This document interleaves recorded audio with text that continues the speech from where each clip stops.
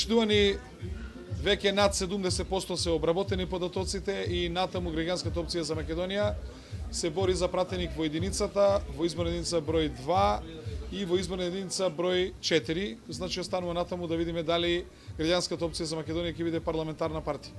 Во секој случај уште еднаш сакам да му честитам на ВМРО-ДПМН на победата.